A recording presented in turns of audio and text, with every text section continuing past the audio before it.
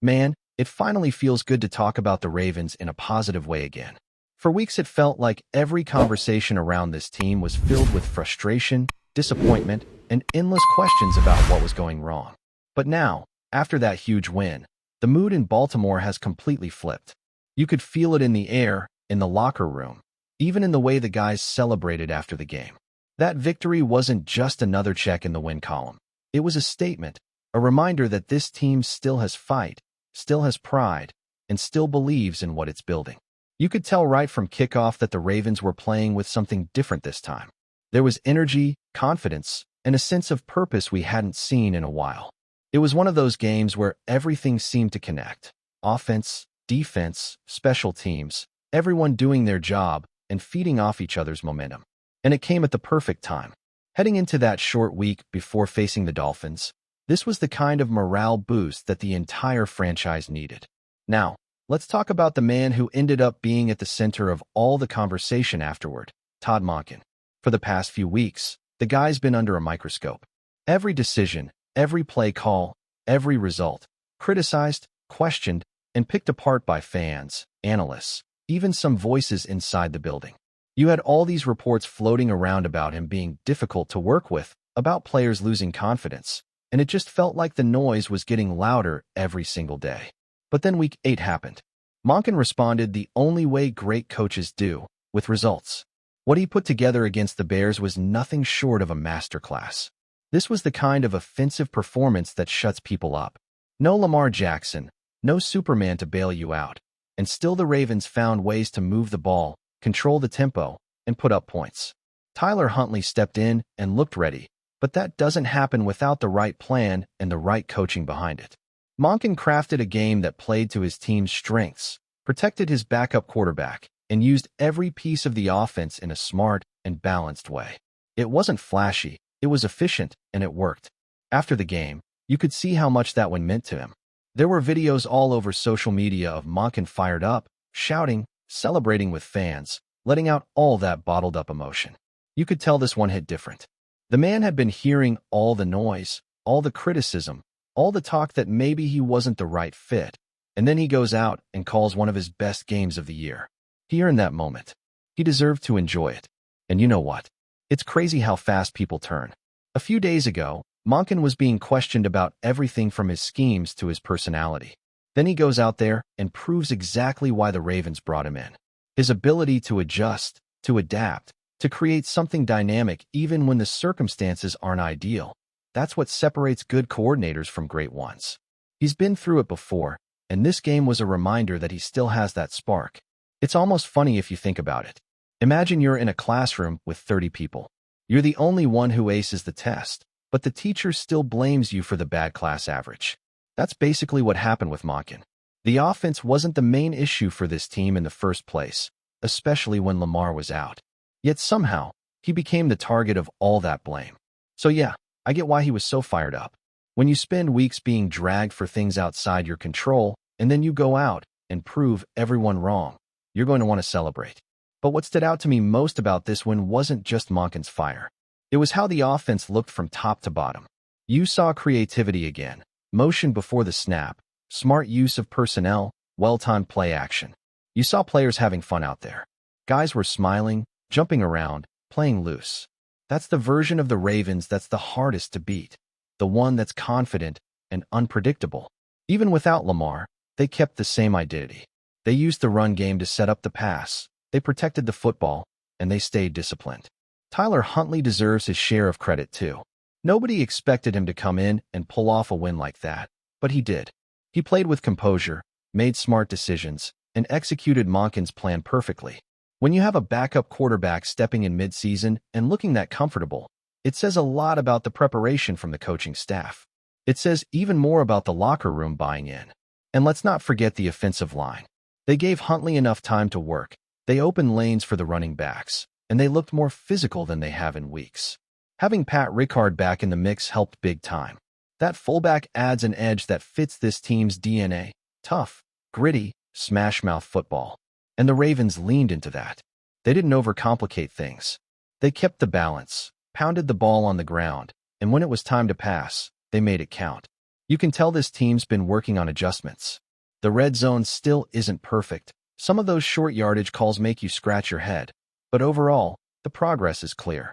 The creativity is there, the execution is improving, and most importantly, the players are buying back into the system. Monken's style of offense has always been about rhythm and confidence.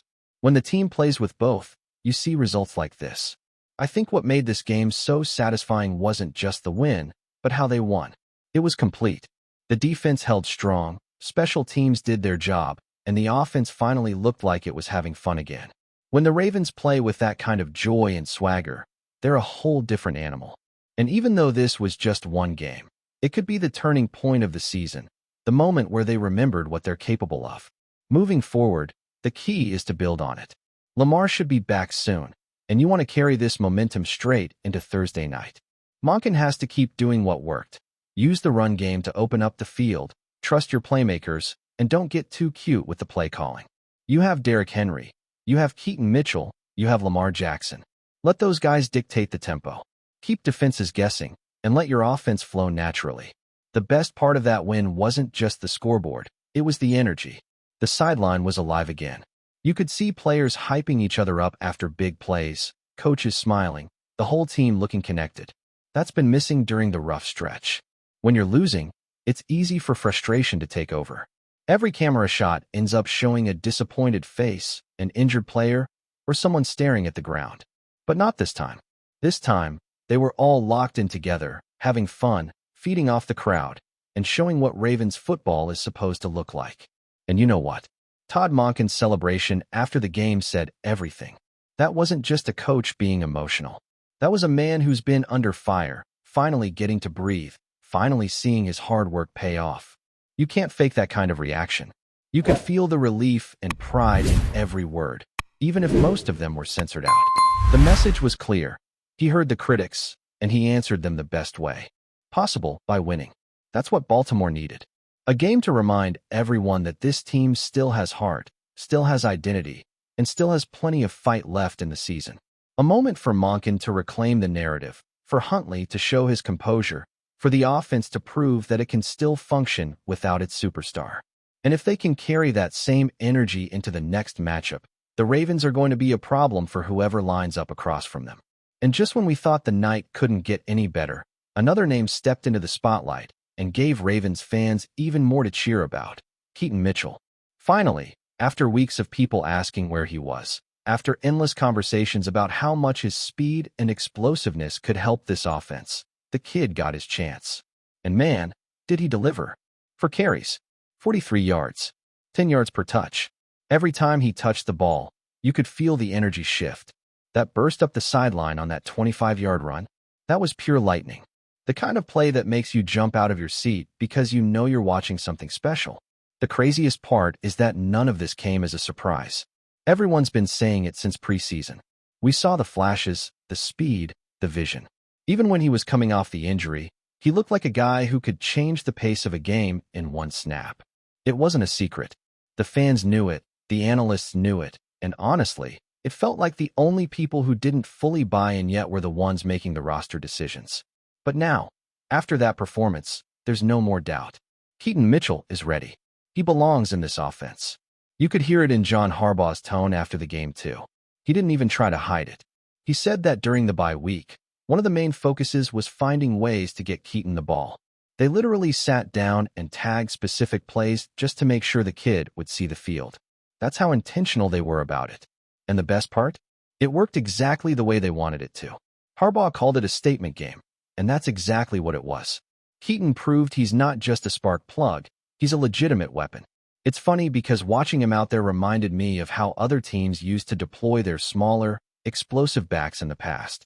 Darren Sproles in his prime, Alvin Kamara when he first broke into the league, Reggie Bush with his game-breaking agility. Those guys all brought something different to the table.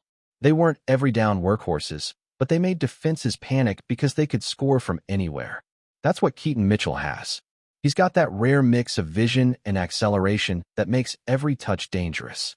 And in this Ravens offense, built around misdirection, movement, and power, having someone who can stretch the field like that changes everything. You can tell defenses don't quite know how to handle him yet. On every run, defenders were hesitating for just a split second, unsure of which angle to take. That's all it takes. One small hesitation, and Keaton's already gone. And when you combine that with Derrick Henry pounding defenses in between the tackles, it's a nightmare scenario for any opponent. You've got thunder and lightning in the same backfield. One bruises you, the other burns you. It's the perfect 1-2 punch if used correctly. Harbaugh even said it himself. The time was right. That was his phrase. And he's right. The Ravens have been searching for that missing spark offensively, that one extra gear that could open everything up. Mitchell provides that. You can use him on screens, outside zones, jet sweeps, motion plays, anything to get him into space. Because once he's in space, it's over. The defense can only hope to contain him, not stop him. What's wild is how patient Keaton's been through all this. He's waited his turn, kept his head down, worked through his recovery, and didn't complain once. That says a lot about the kind of player he is. Some guys in his position would have started getting frustrated, maybe even vocal about not getting playing time. But Keaton let his play do the talking. And when he finally got his shot, he didn't waste a single second. That's the kind of mindset that earns you more snaps, more trust, and eventually, a permanent spot in the rotation. And you could see the team feeding off that energy too. Every time he touched the ball, the sideline erupted. Players were jumping around, coaches were clapping, fans were losing it. That's what a playmaker does. He brings life to the whole unit. You could see the offensive line blocking a little longer, the receivers holding their assignments a little tighter, everyone believing in the moment. It's contagious. Now, the big question is how the Ravens plan to use him moving forward. Because one good performance is great, but consistency is what turns you from a spark into a weapon. And based on what Harbaugh and Monken said, it sounds like they finally understand that. They're not going to let him disappear again. He's earned his place, and now it's on the coaching staff to keep finding creative ways to use him. Whether it's as a change of pace behind Derrick Henry or in two-back sets with Lamar in the shotgun, the possibilities are endless. It's hard not to think about how different this offense can look with everyone healthy and involved. Imagine a game where Lamar's back, Henry's in rhythm, and Keaton's out there slicing through defenses. That's the kind of balance that makes this team dangerous. You've got power, speed, and unpredictability all rolled into one offense. And for a defense trying to game plan against that, good luck. Before we dive in, don't forget to hit that subscribe button and give this video a thumbs up. Your support keeps us bringing you the latest news on the Baltimore Ravens. And hey, drop your take in the comments below. We want to hear from the flock. Is Derrick Henry heading to Baltimore? The mere whisper of the possibility has sent shockwaves through Ravens fans and NFL circles alike. Known as the king of yards, Henry has dominated defenses with a rare combination of size, speed, and sheer power, and the thought of him wearing purple and black has ignited a frenzy of speculation. Sources close to the team hint that the Ravens front office has been quietly exploring every avenue to bring the superstar running back to Baltimore, sparking conversations across social media and sports talk shows. Fans have flooded online forums, expressing everything from wild excitement to cautious optimism. Some envision a backfield featuring Henry alongside Lamar Jackson, imagining the nightmare scenario this would create for opposing defenses. Others question the feasibility, noting the financial and contractual gymnastics required to land a player of Henry's caliber. Yet, the buzz refuses to die down, and every cryptic comment from team executives or Henry's camp only fuels the fire. Insiders suggest that the Ravens' offense could be perfectly tailored to maximize Henry's strengths. With a robust offensive line and a coaching staff known for innovative rushing schemes, Baltimore could become the ideal stage for the running back's next chapter. Meanwhile, rival teams are reportedly watching the situation closely, knowing that Henry's presence could tilt the balance of power in the AFC. While nothing has been officially confirmed, the rumor alone has turned the city into a whirlwind of anticipation. Bars, sports shops, and social media feeds are alive with the possibility, each fan dreaming of the bone-crushing runs and highlight reel touchdowns Henry is known for. Whether this story evolves into a blockbuster signing or remains a tantalizing what if, the mere idea of Derrick Henry in a Ravens uniform is enough to send the fan base into pure euphoria. For now, all eyes remain glued to every hint, every report, every subtle nod that might indicate the king of yards is ready to storm Baltimore. That's it for this update. If you enjoyed the video and want to stay in the loop with exclusive news on our Baltimore Ravens, make sure to subscribe and hit that like button. We'd love to hear what the flock thinks. Drop your thoughts in the comments. See you in the next one.